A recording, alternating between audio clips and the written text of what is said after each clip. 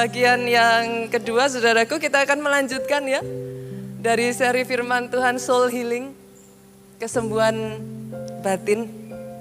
Pesan firman Tuhan hari ini, stop hurting yourself. Berhenti melukai dirimu sendiri. Saya merasa ketika saya mengatakan ini pun ya saudaraku, this message is for you. Pesan ini buat saudara. Stop hurting yourself, berhenti melukai dirimu sendiri. Oh yes. Karena orang yang terluka Pak, akan melukai. Orang yang tersakiti Bu, akan punya kecenderungan untuk menyakiti. Yang pertama orang lain. But what's next? Setelah itu dirimu sendiri. Berapa banyak orang saudaraku karena jiwanya terluka akhirnya perkataannya. Apa yang dia lakukan, tindakannya sadar tidak sadar jadi melukai. Oh, dimanapun saudara berada, if that is you. Saya berdoa firman ini hari ini menemukan saudara. Saudara boleh bersembunyi. Tadi ketika saya menyembah ya, saya merasakan ada orang-orang saudara datang di tempat ini tapi kau bersembunyi.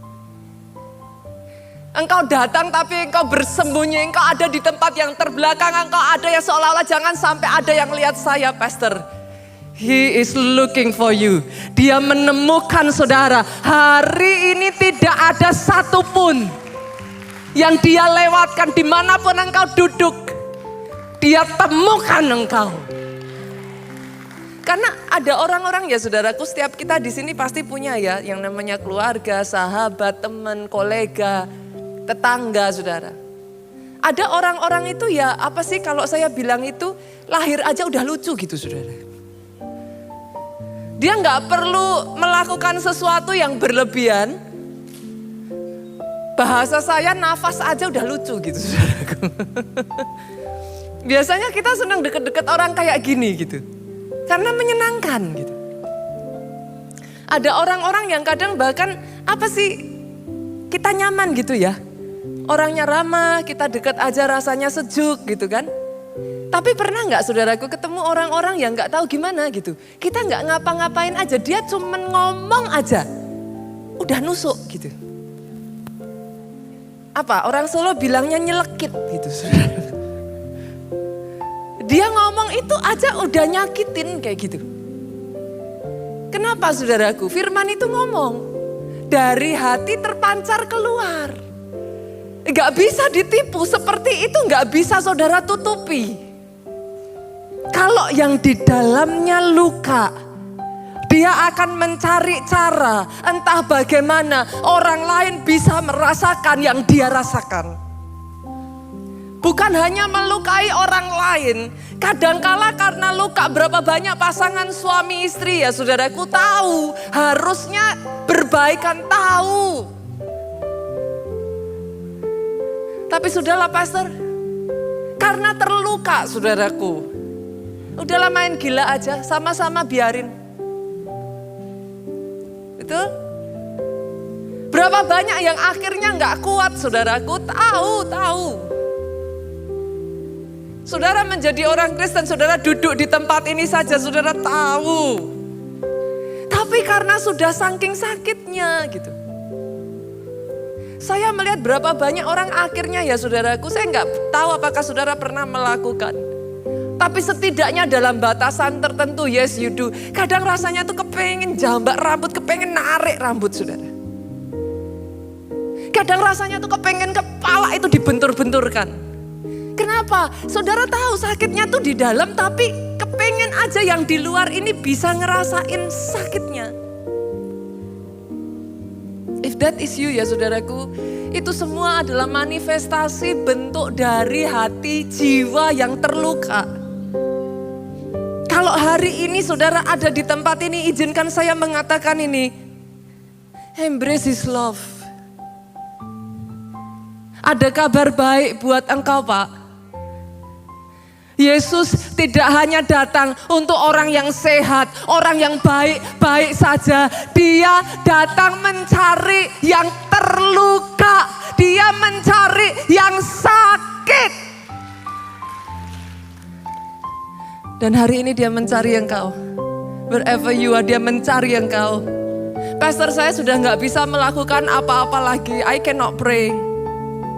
Saya gak bisa berdoa, saya gak bisa lakukan apa-apa.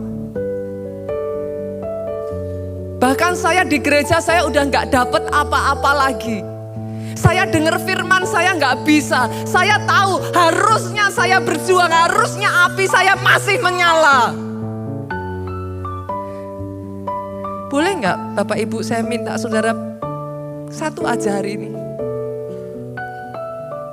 Izinkan dia mengasihi engkau.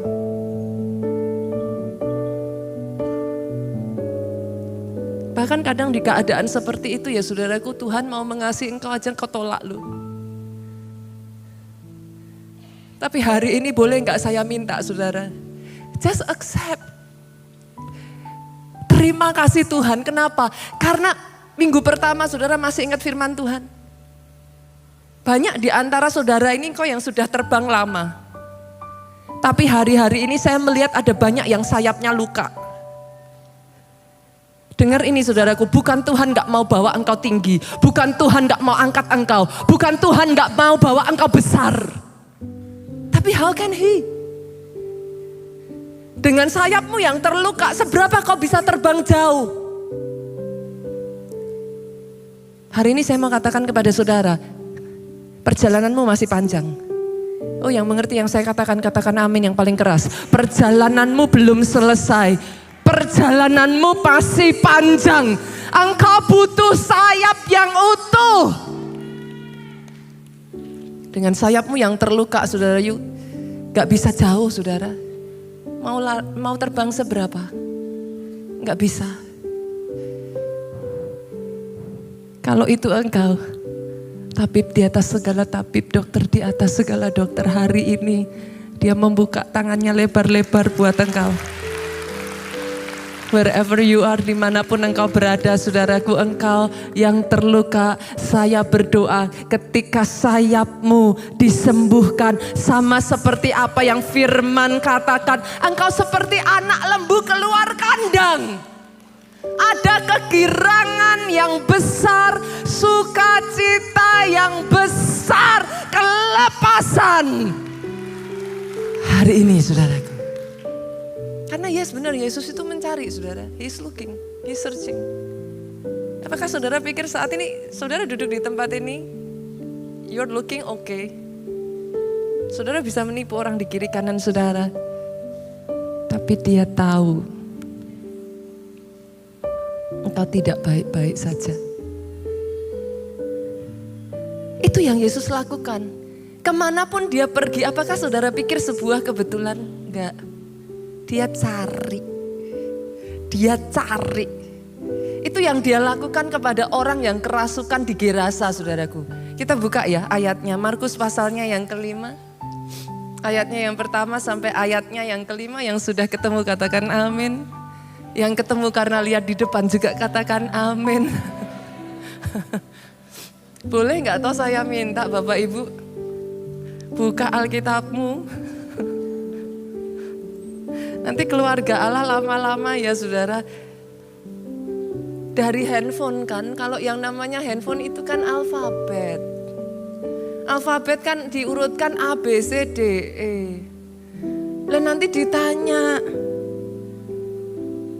kitab pertama dalam perjanjian lama apa?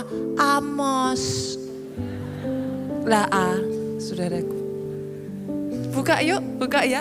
Markus pasalnya yang kelima ayatnya 1 sampai ayat ke-5. Kita baca dulu sampai ayat yang kedua. Saya baca ayat 1, boleh Bapak Ibu bantu saya baca ayat yang kedua. Lalu sampailah mereka di seberang danau di daerah orang Gerasa. Ayat yang kedua sama-sama 2, 3. Baru saja Yesus turun dari perahu. Datanglah seorang yang kerasukan roh jahat dari pekuburan menemui dia. Ini adalah orang yang kerasukan roh jahat, Pak. Bahkan dia tidak ditulis datang dari rumahnya. Datangnya dari mana? Dari pekuburan, saudaraku. Saya percaya nggak mungkin orang itu sampai kerasukan begitu saja, saudara. Pasti ada crack, ada celah dalam jiwanya. One way or another, karena satu keadaan, saudaraku, pressure yang begitu besar, saudara, tekanan dia udah nggak kuat. Jiwanya itu ada celah crack, saudaraku. Dari crack yang kecil awalnya, itu dipakai iblis, celahnya iblis itu masuk. Begitu dia masuk, lihat saudara, ugly saudara. Karena pencuri datang hanya untuk mencuri, membunuh, membinasakan. Lihat apa yang iblis kerjakan atas orang ini. Dia diam di sana, tidak seorang pun lagi yang sanggup mengikatnya, sekalipun dengan rantai, saudara. Karena sudah sering ia dibelenggu dan dirantai, tapi rantainya diputuskannya, belenggunya dimusnahkannya. Sehingga tidak ada seorang pun yang cukup kuat untuk menjinakkannya. Udah gak ada lagi yang bisa menghandle orang ini. Ayat 5, siang malam ia berkeliaran di pekuburan, di bukit-bukit. Apa yang dia lakukan? Dia berteriak. Waktu saudara merasa kesakitan, pernah gak ngerasain saudaraku pengennya teriak, tapi saudara bungkam mulut? Apa yang orang ini lakukan? Dia berteriak.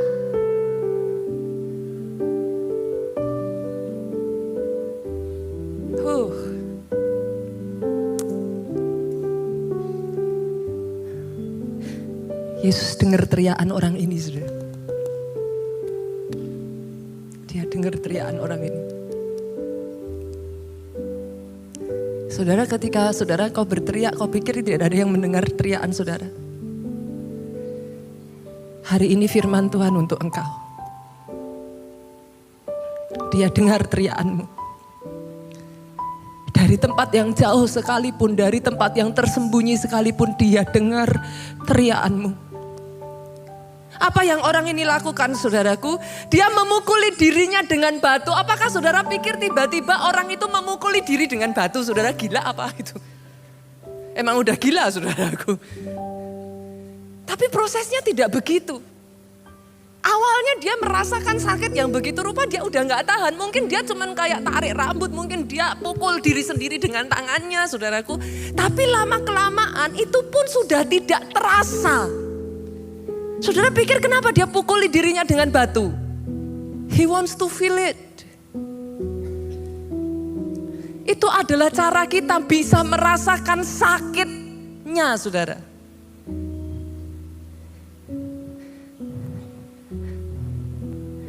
Dengar ini, saudara. Dimanapun engkau hari ini, ketika kau dengar firman ini diberitakan, sama seperti orang Gerasa ini yang sudah begitu terhilang, tidak ada satupun orang yang bisa quote-quote menjinakkan engkau lagi. Di masa pandemi, pernah gak saudaraku ngelihat ketemu orang-orang yang sampai tertekannya begitu rupa? Orang dekat saudara, saudara bahkan kayak sudah gak mengenali dia lagi. Pernah ketemu?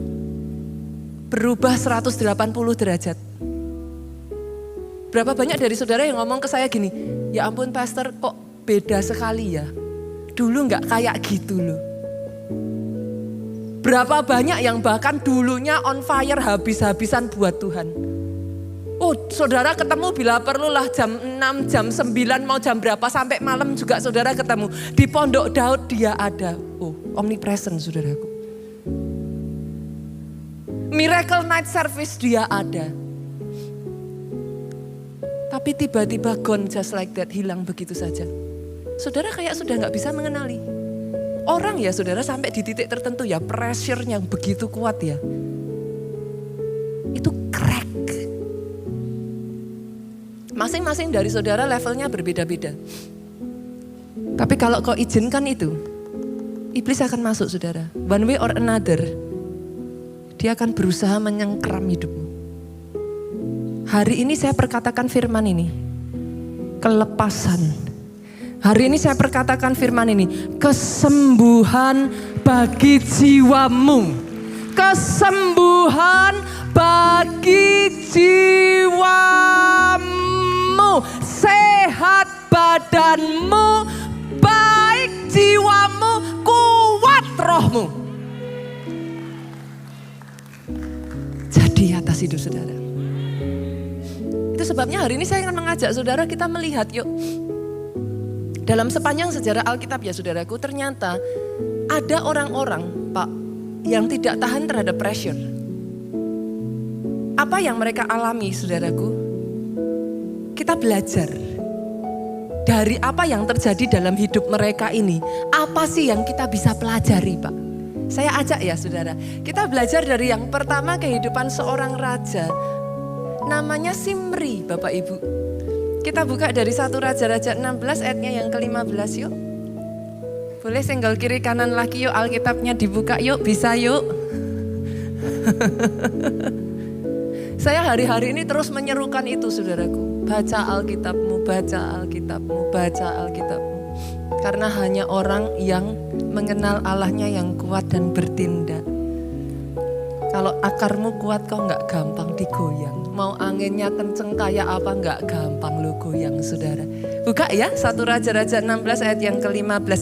Dalam tahun ke-27 zaman Raja Asa, Raja Yehuda, Simri menjadi raja. Siapa Simri ini saudaraku? Ia memerintah 7 hari lamanya di Tirsa. Simri ini adalah raja dengan rekor pemerintahan terpendek saudara di Israel. Dia hanya memerintah 7 hari. Sedang rakyat berkemah mengepung Gibeton yang termasuk wilayah orang Filistin. Jadi ceritanya gini saudara. Simri ini adalah panglima dari raja sebelumnya. Nanti saudara bisa baca dari ayat-ayat sebelumnya. Dia panglima raja saudara. Tapi Simri memutuskan untuk memberontak melawan raja. Bukan hanya memberontak melawan raja, dia memutuskan membunuh raja sebelumnya. Nanti saudara kalau lihat namanya Raja Ela. Gitu. Dia bunuh, dia menjadi raja. Pertanyaan saya saudara. Seseorang yang begitu rupa mengikuti rajanya, bahkan sampai di level panglima loh. Pilihannya tuh cuman sederhana ya, either rajanya bodoh kok dia diangkat jadi panglima gitu kan saudaraku. Atau tadinya dia orang setia. Dia orang yang begitu rupa fight, dia orang yang berpotensi, masuk akal ya saudaraku. Sampai jadi panglima loh, apa bisa orang sembarangan?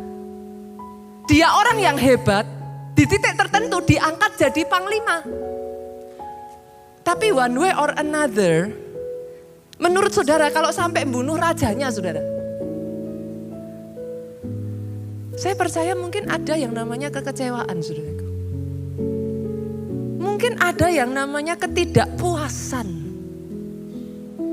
Awalnya masih ditahan. Awalnya ya sudahlah. Awalnya ya oke lah. Tapi lihat luka. Itu gak bisa selamanya disembunyikan. Yang mengerti katakan amin. Sampai di titik tertentu dia bangkit, dia bunuh rajanya saudara. Pada saat dia membunuh Raja Ela ini saudara. Yang dia tidak pikirkan yes dia jadi raja. Tapi setelah itu panglima-panglima yang lain melihat Simri ini jadi raja. Omri panglima yang lain gak terima saudara. Dia ganti, mereka ganti menyerang Simri. Pada saat Simri ini sudah terkepung, dia sudah ada di dalam keadaan terjepit. Coba kita lihat apa yang dia lakukan. Kita turun sedikit Bapak Ibu. Tadi kita baca ayat 15, sekarang kita lihat ayatnya yang ke-18. Boleh dibaca sama-sama ya. 2, 3. Segera sesudah Simri apa? Melihat bahwa kota itu telah direbut. Masuklah ia ke dalam puri istana raja, lalu apa? Membakar istana raja itu sedang ia sendiri ada di dalamnya dan ia mati. Dia bunuh diri saudara. Bapak Ibu boleh gak saya ngomong ini kepada saudara? Dalam hidup ini, selama saudara hidup, engkau gak akan bisa menghindari masalah. Ada sebagian orang mengatakan masalah dengan kita itu kayak kereta dengan relnya. Hanya orang mati yang gak punya masalah, saudaraku. Tapi zaman sekarang meninggal aja mahal ya Bapak Ibu ya. Tetap ada ya masalahnya ya saudaraku ya. Simri, ada banyak orang saudaraku mau pengen naik di angkat atas. Tapi yang gak banyak orang tahu, semakin naik saudara anginnya tambah kenceng. Semakin tinggi saudara, sorry loh saudaraku, lebih banyak yang iri. Lebih banyak yang gak seneng daripada yang seneng. Masalahnya saudaraku, Simri ini gak kuat menghadapi pressure. Hari-hari ini ya saudaraku, engkau yang ada di bawah pressure ya, denger ini. You can only be under pressure, saudara hanya bisa ada di bawah tekanan kalau kekuatanmu dengan kekuatan tekanannya kalah. Saya ulang ya. Saudara hanya bisa under pressure kalau tekanannya lebih kuat dari kekuatan kita. Kalau engkaunya lebih kuat, saudara tidak akan under pressure. Pastor, what should I do? Apa yang harus saya lakukan? Gain strength yuk. Kuatkan lagi yuk. Pelajaran dari Simri. Jangan hanya naik di atas sebentar Bapak Ibu. Yang mengerti katakan amin. Jadilah orang-orang yang dibawa naik karena sudah melalui tekanan demi tekanan, demi tekanan, demi tekanan. Sehingga pada saat kau di atas, you are not under pressure. Ketika kau di atas, engkau cukup kuat untuk menghadapi tekanan. Karena tekanan akan selalu ada saudara. Apa saudara pikir orang-orang di sekeliling saudara cheer you up ketika saudara berhasil naik ke atas? Yang begitu jumlahnya sedikit. Sangat banyak orang akan berusaha menjatuhkan saudara. Sangat banyak orang yang di depan saudara baik. Di belakang saudara menghabiskan saudara. Senggol kiri kanan, buang-buang waktu Pak kalau baper. Saudara mau menghabiskan energi saudara, sakit hati, orang di belakang saudara mengata-ngatai saudara. Buang-buang waktu. Di momen dimana saudara mengalami tantangan, pressure, masalah ya, you need all the energy you can have saudaraku. Engkau membutuhkan semua energi untuk engkau bisa menang. Jangan disia-siakan energimu Pak.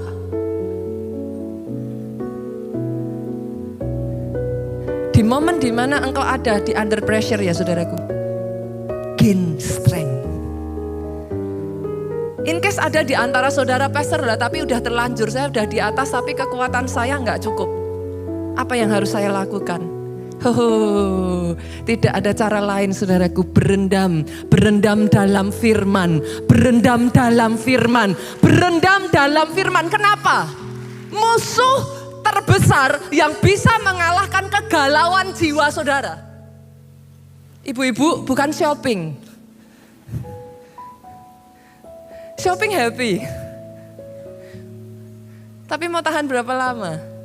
Musuh terhebat yang bisa mengalahkan kegelisahan saudara bukan nonton drakor. Saudara nonton drakor, saudara nonton film-film komedi, hahaha, habis itu tetap galau. Percaya saya saudaraku, kalau saudara di tengah kegalauan, ketakutan, hanya satu musuh yang paling manjur yang bisa mengalahkan semuanya itu iman. Oh kalau mau tepuk tangan dong. Yang di atas boleh tepuk tangannya yang paling meriah buat Yesus Tuhan kita. Halo? Iman. Masalahnya saudara, hari-hari ini di masa pandemi banyak yang imannya gogrok. Imanmu rontok saudara. Tadinya sama-sama bebannya. Tapi kalau imannya kuat, rohnya kuat, ya gak apa-apa. Pegang beban 20 kilo lah, kalau imannya 30 kilo ya ringan saudara. Terima beban 20 kilo, imanmu 50 kilo, dimainin saudaraku.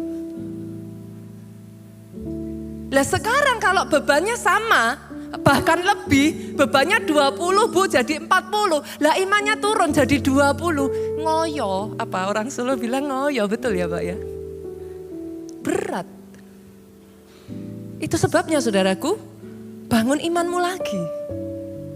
Gak ada yang lain kok, pastor kok iman terus loh. Iya, Alkitab itu ngomong apa saudara? Kehidupan kita ini pertandingan iman. Firman itu udah ngasih bekal. Alkitab itu udah ngomong saudaraku, itu sebabnya orang benar hidup oleh iman. Kenapa lah? Memang ini nih pertandingan iman. Saudara pikir hidup itu apa? This is the game of faith. Itu sebabnya Alkitab juga ngomong Bapak Ibu, barang siapa yang mau berkenan kepada Allah, gak bisa seseorang itu berkenan tanpa iman. Kuncinya iman. Alkitab berkata iman timbul dari pendengaran, pendengaran akan titik. Kalau mau tepuk tangan ya meriah dong saudaraku. Boleh gak Bapak Ibu, bahkan ketika firman ini diberitakan ya, satu demi satu dimanapun saudara duduk ya tangkep Pak. Oh genstring dari sini. Karena ketika firman ini dikeluarkan seperti ini ya saudaraku, itu bring faith. Imanmu bangkit saudara. Pernah gak ngerasa di gereja pastor saya udah dari gereja imannya bangkit, pulang-pulang hilang lagi. Dari gereja semangat 45, pulang-pulang loyo lagi. Saudara tahu kenapa? Nggak cukup, ngecasnya nggak cukup. Saudara pernah lihat baterai handphone? Kalau saudara sudah charge tadinya merah, di charge jadi hijau, lepas aja cas-casannya. Baru dipakai keluar sebentar, merah lagi. Gitu? Harus di charge sampai penuh. Masalahnya senggol kiri kanan, baterai handphone dicasnya tiap hari. Halo? Saudara doanya baca firmannya seminggu sekali. Enggak pastor katanya.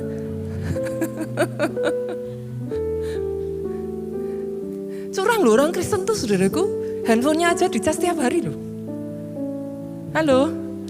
Charge imanmu setiap hari. Dengar firman setiap hari. Doanya setiap hari. Sehingga baterai kekuatanmu cukup menghadapi pressure. You are not under pressure. Karena seringkali ya saudaraku, Tuhan pakai pressure itu sebenarnya untuk mengangkat saudara membawa lebih tinggi. Lah begitu pressure datang saudara mundur. Gak bisa, saudara akan stuck. Gak bisa naik level. Momen di mana Tuhan bawa kita untuk membangun di Jakarta saudaraku, itu momen pandemi. Diputuskan pembangunan tahun 2019 akhir Desember. Maret pandemi. Secara manusia tidak mungkin saudara. Saya bersyukur kita punya leader-leader, Pastor Obaja, Pastor Jonathan, itu orang-orang yang denger-dengeran suara Tuhan. Semua orang sudah ngomong sama kita stop, gak bisa, gak mungkin bisa. Stop, risknya terlalu tinggi. Tapi Pastor Obaja, Pastor Jonathan memutuskan denger-dengeran suara Tuhan. Memutuskan majunya dengan iman. Tidak perkataan orang, tidak apa yang kiri kanan katakan. Apa yang Tuhan katakan. Hari ini saudara bisa melihat. Gereja Keluarga Allah ada di PIK saudaraku. Tempat yang begitu rupa. Kalau boleh saya izinkan mengatakan ya saudaraku, itu semua karena anugerah. Kekuatan dari Tuhan. Gak bisa tanpa kekuatan dari Tuhan. Tapi gak bisa tanpa iman dari saudara. Hari ini ya saudara belajar dari Simri. Jangan under pressure dan menyakiti diri sendiri. Di bawah pressure gain strength. Bangkit lawan pressure saudara. Yang kedua, belajar dari Ahitofel saudara. Ahitofel, siapa Ahitofel? Ahitofel ini orang hebat saudara. Mungkin kalau my personal opinion ya saudaraku. Pendapat pribadi saya ya. Misalkan katakan Daud disuruh milih gitu. Lawan Goliat, lawan Ahitofel ya. Goliat boleh besar saudara. Betul, dia punya kekuatan yang luar biasa. Tapi jangan salah loh saudara. Ahitofel ini kelihatannya simple ya. Tapi Alkitab mencatat dia itu orangnya smart. Bukan pinter loh saudara, smart. Dia smart. Bukan hanya dia smart saudaraku. Tapi dia itu saudara, tajam mendengar. Hikmatnya itu jalan. Sampai-sampai petunjuk yang diberikan Ahitofel ini ya saudaraku. Itu manjur. Apa yang dia katakan, itu hampir semuanya itu selalu terjadi. My personal opinion saudaraku. Mungkin kalau Daud disuruh milih ya, musuh Goliat atau Ahitofel, dia akan pilih Goliat saudara. Ini orang bisa jadi orang berbahaya saudara kalau ada di pihak musuh. Masalahnya Ahitofel dengan ketajamannya itu saudaraku, something kretek happen gitu saudaraku. Dia sakit hati kepada Daud. Wah itu memang apa ya saudaraku, yes Daud salah saudara. Mereka tuh melayani Daud 3 keturunan loh bu. Dari Ahitofel anaknya, cucunya. Dan tercatat dalam Alkitab semuanya itu pahlawan-pahlawannya yang luar biasa, pahlawan-pahlawan Daud gitu. Tapi kena dengan Daud saudara. Akhirnya Alkitab mencatat Ahitofel itu pulang kampung saudara. Dia sudah tidak lagi melayani Daud. Dia pulang kampung. Sampai dia menunggu waktu pada saat Absalom memberontak. Dia ikut. Singkat cerita saudaraku, pada saat Absalom memberontak, Daud sudah terjepit, Ahitofel itu memberi nasihat yang luar biasa sekali. Itu kalau Absalom dengerin nasihat Ahitofel, Daud pasti kalah. Tapi Alkitab memang mencatat saudara, sengaja digagalkan oleh Tuhan. Dan ketika Ahitofel melihat hal itu, kita lihat yuk, kita buka ayatnya saudaraku. Pada saat didengar Ahitofel, 2 Samuel pasalnya yang ke-17 ayat 23. Ketika dilihat Ahitofel, semuanya tuh dimulai dari kata dilihat saudara. Lihat ini ya saudara, yang sering kali menjadi pintu masuk imanmu goyah, apa yang kau lihat dan apa yang kau dengar. Hati-hati saudara. Apa yang kau lihat, apa yang kau dengar, itu pintu masuk ke jiwa. Hati-hati. Ketika dilihat Ahitofel, nasihatnya tidak dipedulikan, dipasangnyalah pelana keledainya, berangkatlah ia ke rumahnya, ke kotanya, ia mengatur urusan rumah tangganya. Oh Ahitofel ini orang yang sayang sekali saudaraku. Hari-hari ini tuh saya melihat ya ada banyak orang yang potensinya hebat, tapi terluka loh. Sayang, itu seperti api saudara padam, gak bisa saudara. Ahitofel sama. Dia urus semua keperluan rumah tangganya, kemudian lihat apa yang dia lakukan. Dia menggantung diri saudara. Demikian ia mati, ia dikubur dalam kuburan ayahnya. Apa pelajaran yang kita bisa dapatkan dari Ahitofel ini Bapak Ibu? Tidak semua, sehebat-hebat apapun saudara, tidak semua yang kita rencanakan selalu berjalan seperti rencana kita. Ketika itu terjadi, jangan menyakiti diri sendiri yuk. Sehebat apapun, sekelas Ahitofel, gak semua rencananya bisa terjadi as plan. Ketika itu terjadi, jangan terus menyalahkan dirimu sendiri. Ketika itu terjadi, saudaraku, belajar yuk datang sama Tuhan. Berseru sama Tuhan. Cari Tuhan. Belajar untuk adapt and change. Kalau rencana kita tidak terjadi seperti yang kita rencanakan. Ini saya berbicara khususnya juga untuk orang-orang yang perfeksionis. Saya tipe orang perfeksionis saudaraku. I plan everything. Saya orang yang bahkan mau pergi kemana aja sudah saya tulis semua. Hari pertama, hari kedua, hari 3, jam sekian, jam sekian, jam sekian. Saya tahu rasanya saudaraku. Khusus saudara yang orang perfeksionis, dengar perkataan saya ini. Learn to adapt and change. belajar untuk beradaptasi, berubah. Karena dalam kehidupan things happen. Come on, things happen. Tapi sekalipun things happen, yes, saya mengalami saudaraku. Apakah saudara pikir sebagian dari saudara tuh ngomong sama saya gini, Pastor enak, jadi Pastor Nita sama Pastor Juju itu enak. Jangan salah loh saudara. Pastor semuanya mulus, lancar, semuanya baik-baik, Tuhan sertai. Oh saya aminkan. Yes, kata Tuhan sertainya, saya aminkan. Tapi tidak semuanya baik-baik. Jogja, saudara jangan salah. Jogja itu sudah berkali-kali berusaha untuk punya tempat ibadah sendiri. 21 years. GLA di sini kalau ada yang mendengarkan. 21 tahun Bu. Jogja itu. Apakah saudara pikir kami tidak pernah buat kesalahan? Banyak. Saya akui saudaraku. We are not perfect. Ada satu momen kalau saudara masih ingat. Gereja kita di Jogja itu hampir membangun tempat ibadah di Casa Grande. Lepas itu saudaraku. Gak banyak orang tahu. Orang dengernya dengerin ya saudaraku. Kegagalanmu one day akan dilupakan. Keberhasilanmu akan diceritakan. Kalau pada saat saya gagal di situ dan saya berhenti, that's it. Seperti Ahitofel, gantung diri, that's it. Tidak akan ada APL, tidak akan ada Jakarta, tidak akan ada impact gedung di Jogja, tidak akan ada satu demi satu kemenangan yang sudah Tuhan sediakan buat saudara. Ketika rencanamu gagal, adapt and change.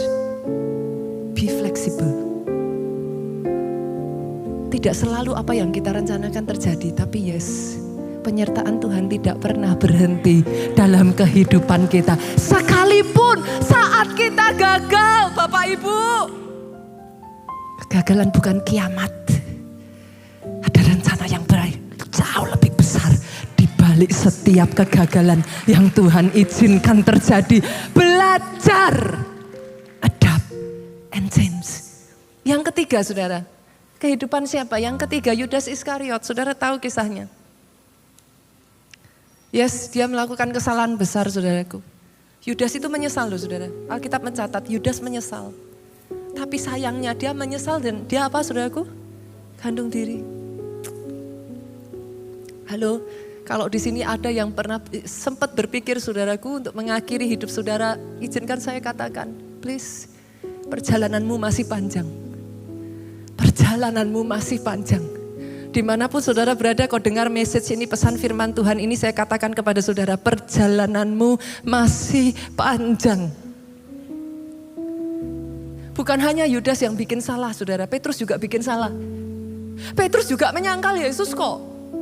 Memangnya yang meninggalkan cuma Yudas Pak, itu murid-murid meninggalkan Yesus, yang ada di sana hanya ibu Yesus dan Yohanes. Kemana yang lain?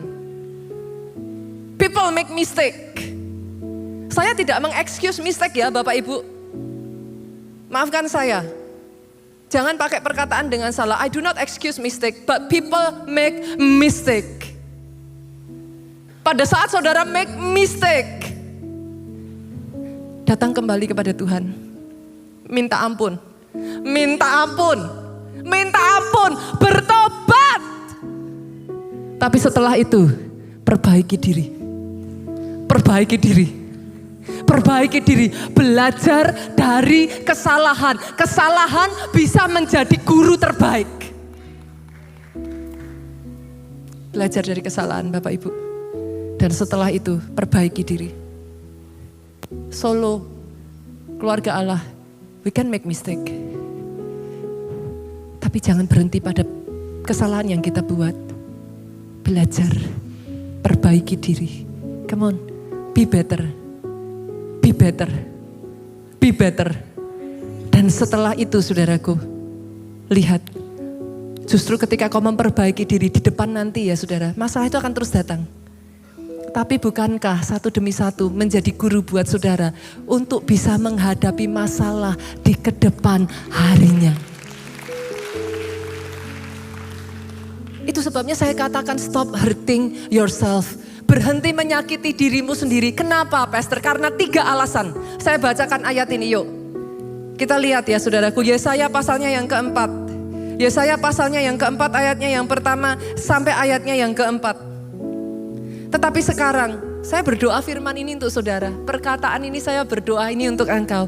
Tetapi sekarang beginilah firman Tuhan yang menciptakan engkau. Sadari saudaraku, kau diciptakan oleh Dia. Kalau kau diciptakan oleh Dia, mobil aja perlu diservis ke bengkelnya, saudara. Dan servis terbaik adalah di bengkel resminya. Yang mengerti katakan amin. Kalau kau diciptakan oleh Dia, servis terbaik datang kepada yang menciptakan. Dia tahu engkau sampai ke dalam-dalam hatimu, Dia tahu semuanya. Dia menciptakan engkau, yang membentuk engkau. Kata Israel, kata Yakub, ganti dengan namamu. Siapa namamu, saudaraku? Tulis di situ. Jangan takut. Jangan takut. Apapun yang sudah engkau lakukan di masa lalumu, jangan tenggelam dengan masa lalumu.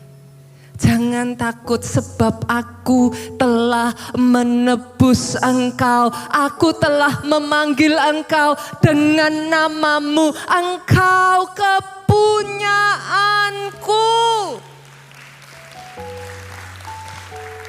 Jangan menyakiti dirimu. Alasan yang pertama kenapa, saudaraku? Karena engkau berharga di mata Tuhan.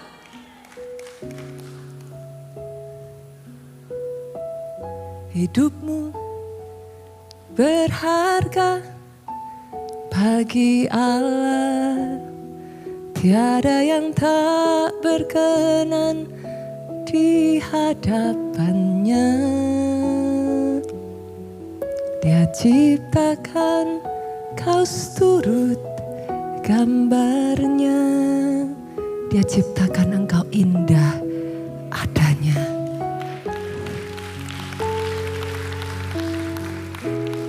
Pernah terpikir, saudaraku, betapa berharganya engkau sampai anaknya yang satu-satunya Dia korbankan buat engkau. Saudara tahu apa yang seberapa berharga engkau itu bukan by word ya, tapi by action.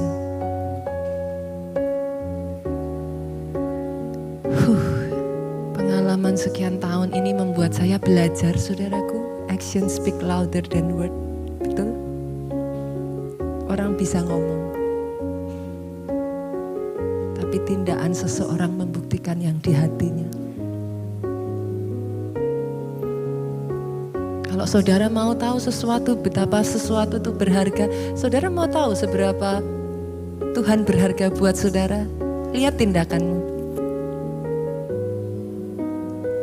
Saudara bisa punya waktu buat yang lain, kalau benar Tuhan berharga, punya waktu dong buat Tuhan. Action speak louder than word. Buat Yesus, Dia buktikan betapa berharganya engkau dengan mati di atas kayu salib. Kurang berharga apa? Ketika kau menyakiti dirimu, bukan hanya engkau yang sakit, Yesusmu lebih sakit. Kenapa? Dengan tubuhnya engkau ditebus. Masih menyakiti diri sendiri, masih terus menyalahkan diri sendiri dan berkata, aku ini orang gak berguna, aku ini orang gak bisa apa-apa, aku orang gak punya harga, aku ini sampah. Masih menyakiti diri sendiri. Dia mati buat engkau, saudaraku. Tapi pastor gimana? Melalui semua masalah itu aku tidak kuat, pastor. Aku udah tidak bisa lagi tahan. Lihat ayat berikutnya, saya katakan ya, siap-siap ya saudaraku, terima ya. Jadi dalam hidupmu ya, apabila engkau menyeberang melalui air, aku menyertai engkau. Atau melalui sungai, engkau tidak akan dihanyutkan. Apabila engkau berjalan melalui api, engkau tidak akan dihanguskan. Nyala api tidak akan membakar engkau. Sebab aku Tuhan Allahmu yang Maha Kudus, Allah Israel, Juru Selamatmu. Aku menebus engkau dengan Mesir, memberi Ethiopia Sheba sebagai gantimu. Karena engkau berharga di mataku dan mulia. Dan aku ini mengasihi engkau.